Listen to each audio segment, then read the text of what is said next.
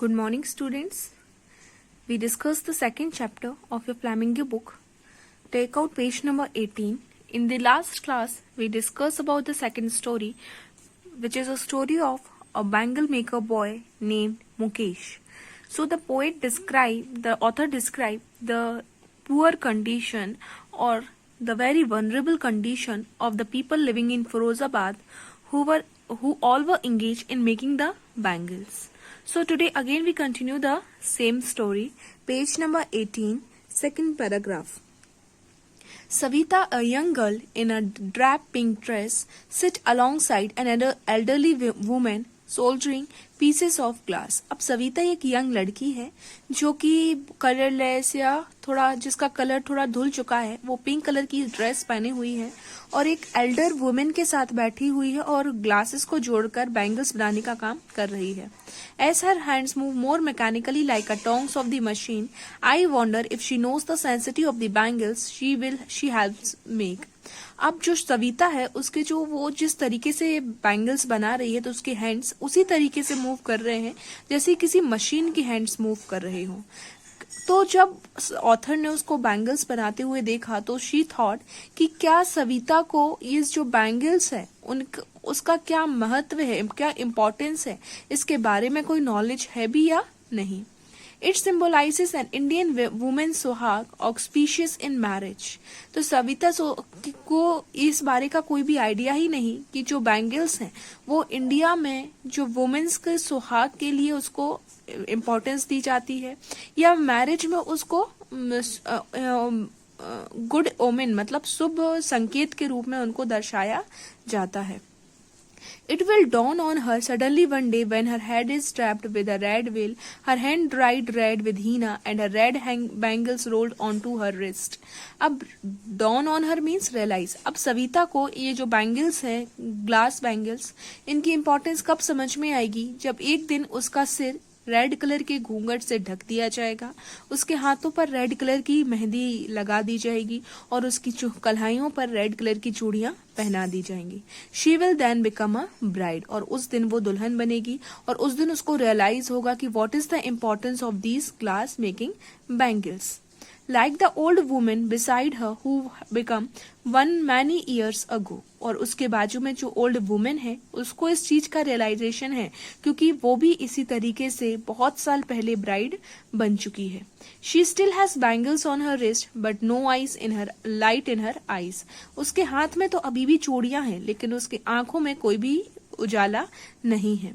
एक वक्त से शेर भर खाना भी नहीं खाया, she says in a voice drained of Joy. अब इस एक वक्त से शेर भर खाना भी नहीं खाया मतलब शेर क्या होता है, एक मेजरिंग क्वांटिटी होती है. जिस तरीके से हम आज चीजों को किलोग्राम ग्राम इसमें मेजर करते हैं, पहले शेर इस तरीके की क्वांटिटीज को यूज किया जाता था. तो इस लाइन का मतलब क्या हुआ कि जो वुमेन है उसने अपनी लाइफ में एक टाइम भी कभी भरपेट खाना नहीं खाया और वो दुख भरी आवाज से ये चीज बोलती है. She has not enjoyed even one full meal in his entire lifetime. That's what she has repeated. Her husband, an old man with a flowing beard, says, I know nothing except bangles. All I have done is make a house for a family to live in. उसका husband जो वहीं पर था, he was also an old man.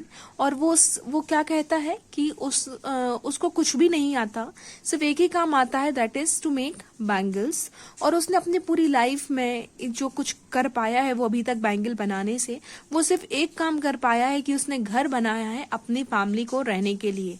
इसके अलावा वो अपनी family के लिए बैंगल बनाने से और कुछ भी नहीं कर पाया. Hearing him one wonder if he has achieved what many have failed in their lifetime. और उसकी ये बात सुनकर उसको ये चीज रियलाइज हुई या बहुत से लोगों को ऐसा लगता था कि उसने बहुत कुछ अचीव कर लिया है क्योंकि बहुत सारे ऐसे लोग हैं उनकी कम्युनिटी में जो लाइफ टाइम काम करने के बाद घर भी नहीं बना पाते हैं. तो एटलीस्ट उसने अपनी फैमिली के लिए घर बना लिया है. Not even enough to eat rings in every home. और ज्यादातर घर में वहां पर प्रॉपर फूड भी नहीं था. The young man echo the lament of their elders. और जो वहां यंग मैन बैठे थे वो भी सेम कंप्लेन को, अपने बड़ों की जो कंप्लेन कर रहे थे वो भी उसी कंप्लेन को रिपीट करने लगे. Little has moved with time, it seems, in Firozabad. Years of mind-numbing toil have killed all initiatives and the ability to dream. अब जितने लोग थे या जो जनरेशन से जो फिरोजाबाद के लोग थे वो बैंगल्स बनाने का ही काम कर रहे थे, तो जितने भी यंग जनरेशन्स होती थी वो भी कुछ ना करके सिर्फ उसी चीज में एंगेज हो जाते थे।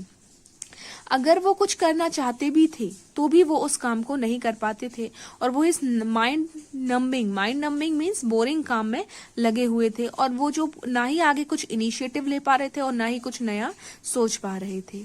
Why not organize yourself into cooperatives? I ask a group of young men who have fallen into the vicious circle of middlemen who trap their fathers and foremen. तो जब ऑथर ने उन जो वहाँ कुछ यंग मैन के लड़कों का यंग मैन का ग्रुप खड़ा था, सो ऑथर आस्क्स देम कि वो अपने लिए कॉपरेटिव्स क्यों नहीं बना लेते। कॉपरेटिव एक तरीके का ग्रुप होता है जिसमें कि कुछ लोग मिलकर अपना एक ग्रुप बना लेते हैं और किसी भी तरीके का आप कॉपरेटिव बना सकते हैं, या जैसे कि हो सकता है कि सब थोड़े थोड़े पैसे मिलाएं और जिसको जब रिक्वायरमेंट हो वो उस कॉपरेटिव में से पैसे ले ले और काम होने पर वो पैसे रिटर्न कर दे, या किसी भी हेल्प के लिए आप कॉपरेटिव बना सकते हैं। तो जो ऑथर है वो क्या कहती है कि आप एक कॉपरेटिव क्यों नहीं बना लेते, क्योंकि जो मिडिल मैन का सर्कल है, मिडिल मैन मतलब मिडिल मैन यहाँ पर या तो साहूकार हो सकते हैं जो उनको पैसे दे देकर उनका सामान सस्ते रेट पर खरीद लेते हैं, या स्मॉल बिजनेसमैन हो सकते हैं जो उनकी चूड़ियां कम रेट पर खरीद के बाजार में हाई रेट्स पर सेल करते हैं। तो क्या हो रहा था कि ये जो मिडिल मैन का सर्कल था इसमें जो मिडिल मैन थे वो इन लोगों को बेवकूफ बनाकर कई सालों से इनके फादर को, इनके फोर फादर्स को, ग्रैंड फादर्स को इसमें फंसाए हुए थे और अब इन लड़कों को भी उन्होंने इसी में ही फंसा लिया था। तो वो क्या कर रहे थे कि इनको चीजें उधार में दे देते थे और फिर इनका लाइफ निकल जाती थी उनके पैसे को रिकवर करते करते, या फिर वो इनका सामान ले लेते थे। Even if we get organized, we are the ones who will be hauled up by the police, beaten and dragged to jail for doing something illegal, they say. तो जैसे ही ऑथर ने उनसे कहा कि वो एक कोऑपरेटिव क्यों नहीं बना लेते हैं, तो उसमें से एक लड़का उनसे क्या कहता है कि अगर हमने मान लीजिए ऐसा किया भी तो हमें पुलिस जेल में डाल देगी, हमें मारेगी, या हमसे कह दिया जाएगा कि हम कोई इलीगल काम कर रहे हैं। There is no leader among them, उनके बीच में ऐसा कोई भी लीडर नहीं था कि जो आगे आके उनकी हेल्प कर सकता। No one who could help them see things differently, उनमें से ऐसा कोई भी नहीं था कि जो चीजों को अलग तरीके से देखे। Their fathers are as tired as they are, they talk endlessly into a spiral that moves from poverty to apathy to greed and to injustice. अब उनके फादर्स, उनके ग्रैंडफादर सभी इस काम से थक चुके थे और वो एक ऐसे जाल में फंस गए थे, एक ऐसे ट्रैप में फंस गए थे जो कभी खत्म नहीं होने वाला था। उनकी जो ये प्रोसेस थी वो नेवर एंडिंग प्रोसेस थी, मतलब जो कहाँ से स्टार्ट होती थी, पॉवर्टी से। मतलब उन सब किस चीज को फेस कर रहे थे, पॉवर्टी से। पॉवर्टी की वजह से आता था apathy, apathy means lack of concern, कि उनको सिर्फ किस चीज की फिक्र होती थी कि उनको खाना मिलना चाहिए, because food is the basic requirement. अगर आपके पास फूड नहीं है तो आप सर्वाइव नहीं कर सकते, इसलिए उनका ध्यान किसी चीज पर जाता ही नहीं था, उनका ध्यान सिर्फ किस पर जाता था, खाने के इंतजाम करने में। ग्रीड, जिससे उनको लालच भी आता था, और फिर आके injustice. Listening to them, I see two distinct worlds. One of the family caught in a web of poverty, burdened by the stigma of caste in which they are born. उनकी बात सुनकर ऑथर को दो different अलग अलग world दिखाई दे रहे थे। पहला था उन लोगों का जो इस पॉवर्टी के जाल में फंसे हुए थे, जिनके ऊपर ये स्टिग्मा लगा था कि वो बैंगल मेकर्स की फैमिली में बर्थ हुआ है उनको, और उनको लाइफ टाइम बैंगल ही बनानी है और गरीबी में घिरे रहना है। The other a vicious circle of a sahukar, the middleman, the policeman, the keepers of law, the bureaucrats and the politicians. और दूसरा सर्कल था साहूकार का, मिडिलमैन का, पुलिसमैन का, ब्यूरोक्रेट्स मतलब पॉलिटिशियंस का, गवर्नमेंट ऑफिशियल्स का, जो चाहते ही नहीं थे कि ये लोग इस सिचुएशन से बाहर निकलें और वो इनका फायदा उठाना ही चाहते थे। Together they have imposed the baggage on the child that he cannot put down. और इस कम्युनिटी के बच्चे थे उनके ऊपर भी ये बर्डन रख दिया गया था कि उनको भी सिर्फ यही काम करना है और वो इसके अलावा कोई दूसरा काम नहीं कर सकते. Before he is aware he accept it as naturally as his father. इसके पहले कि वो बच्चे कुछ और चीज को एक्सेप्ट करें, कुछ और चीज के बारे में सोचें, उनको ये एक्सेप्ट करना पड़ता था नेचुरली कि उनको भी बैंगल्स ही बनानी है उनके फादर्स के तरीके से. To do anything else would mean to dare. अब उनको बहुत हिम्मत चाहिए कि वो कोई और दूसरा काम कर सके. And daring is not a part of the growing up. When I sense a flash of it in Mukesh, I am cheered. I want to be a motor mechanic, he repeats. फिर author का ध्यान किसकी तरफ गया? मुकेश की तरफ गया, जिसने फिर खुश होते हुए एक बार फिर से क्या कहा कि उसे मोटर मैकेनिक बनना है. अब ऑथर किस बात से खुश हो रही थी कि एटलीस्ट उन सब लोगों में से मुकेश तो एक ऐसा है जो कुछ डिफरेंट करने का सोच रहा है. He will go to garage and learn. But the garage is a long way from his home. वो गैरेज जाके ये काम सीखना चाहता है, लेकिन जो गैरेज है वो उसके घर से बहुत दूर है. I will walk, he insist. तो मुकेश क्या कहता है, मैं पैदल चल के वहां तक चला जाऊंगा, लेकिन मुझे ये काम सीखना है. Do you also dream of flying a plane. तो ऑथर ने उससे क्या पूछा कि क्या तुमने कभी ये सोचा है, नहीं सोचा कि तुम्हें एरोप्लेन उड़ानी चाहिए. He is suddenly silent. No, he says, staring at the ground. तो मुकेश ने जैसे ही ये बात सुनी वो चुप हो गया और एकदम नीचे देखने लगा, और नीचे ही देखते फिर उसने धीरे से क्या कहा, नहीं. In his small murmur there is an embarrassment that has not yet turned into regret. और जब उसने धीरे से ये बात कही तो उसकी बात में embarrassment था, लेकिन regret नहीं था. embarrassment क्यों था? क्योंकि उसने कोई ऐसी बात सुनी थी जिसके बारे में उसको कोई ज्यादा knowledge नहीं थी, इसलिए वो इस बात से embarrassed फील कर रहा था, शर्म फील कर रहा था कि उसको ऑथर ने एक ऐसा क्वेश्चन पूछ लिया जिसके बारे में उसको कोई knowledge नहीं है, लेकिन उसको regret नहीं था. He is content to dream of cars that he sees hurtling down the street of his town. Few aeroplanes fly over Firozabad. अब मुकेश ने कार मैकेनिक का क्यों सोचा? क्योंकि उसने फिरोजाबाद की स्ट्रीट पर कई कारों को देखा हुआ था. तो उसने जो चीज देखी थी उसने उस चीज के बारे में ही करने के बारे में सोचा था. उसने कभी एरोप्लेन्स को देखा ही नहीं, तो उसके माइंड में कभी ये चीज आई ही नहीं कि उसको एरोप्लेन भी उड़ाना है. तो ऑथर इसमें क्या कह रहे हैं कि जो बच्चे थे वहां के, उनको भी उसी सिचुएशन में डाल दिया गया था. दूसरी चीज ऑथर क्या कहने चाहते हैं कि जब बच्चे होते हैं उनमें कैपेबिलिटी होती है कि वो सारे काम कर सकें. क्यों? क्योंकि उनका माइंड फ्री होता है. जैसे जैसे आप बड़े होते जाते हो, आपकी जो सोचने की शक्ति होती है वो लिमिटेड होती जाती है. So this is about the chapter. I hope you understand this chapter. Read the story. Now take out page number 20. Thinking about language. इस जो थिंकिंग अबाउट लैंग्वेज मीन्स इस पैराग्राफ में ये एक तो प्रोस है, चैप्टर है, लेकिन फिर भी पोएट ने इसमें आपको चैप्टर को अच्छा बनाने के लिए, मतलब इंटरेस्टिंग बनाने के लिए कुछ पोएटिक डिवाइसेस को भी यूज किया है. So first device is hyperbole.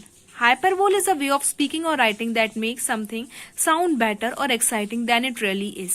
Hyperbole एक ऐसा वर्ड होता है जिसको हम यूज करते हैं उस लाइन को ज्यादा एक्साइटिंग बनाने के लिए या ऐसी बनाने के लिए जिसको आपको बोलने में या सुनने में अच्छा लगे. जैसे कि फॉर एग्जाम्पल इसमें उन्होंने यूज किया है garbage to them is gold. Garbage to them is gold मतलब गार्बेज को गोल्ड से कंपेयर किया है. अगर हम गार्बेज को सीधा गार्बेज लिखते तो वो सुनने में उतना अच्छा नहीं लगता, लेकिन हमने इसको गार्बेज को यहाँ गोल्ड से कंपेयर कर दिया है, तो हमने उसको क्या बना दिया, उस वर्ड को ज्यादा इंटरेस्टिंग बना दिया है. So this is hyperbole. Next is metaphor. Metaphor means इसमें ऐसे वर्ड्स को कंपेयर किया जाता है जो ज्यादातर दोनों में कोई ज्यादा सिमिलैरिटी नहीं होती. थोड़ी बहुत सिमिलैरिटी होती है जिस बिहाफ पे हम उनको कंपेयर कर देते हैं. जैसे कि the road was a ribbon of light. अब the road was a ribbon of light मतलब कि रोड पर बहुत सारी लाइटें थी, बहुत उजाला था, ब्राइट रोड थी. लेकिन अगर आप देखो कि अगर रोड को रिबन से कंपेयर किया तो उनमें कोई सिमिलैरिटी नहीं है, लेकिन फिर भी उसको कंपेयर कर दिया गया है. And simile is a word जिसमें हम लाइक, एस, इस तरीके के वर्ड को यूज करके दो चीजों को कंपेयर करते हैं. ठीक, तो ये 3 आपको समझ में आ गए। हाइपरबोल क्या है कि हम किसी ऐसी चीज से कंपेयर करते हैं कि जिससे जो वर्ड है वो ज्यादा इंटरेस्टिंग बन जाए, सुनने में अच्छा लगने लगे। Metaphor means we are comparing two things जिनमें ज्यादा सिमिलैरिटी नहीं होती है। And simile is a word जिनको हम लाइक, एस करके यूज करके एक वर्ड को दूसरे वर्ड के साथ कंपेयर करते हैं। Okay, so now there are some of the questions given in your book. There are 11 questions. In these questions you have to tell कि इसमें जो ये phrase दिए हैं whether they are hyperbole, metamorphor or simile. I'll give you the answer of these. You will try first, then I'll give you the answer of the questions and you will have to do it in your book itself. Okay, thank you.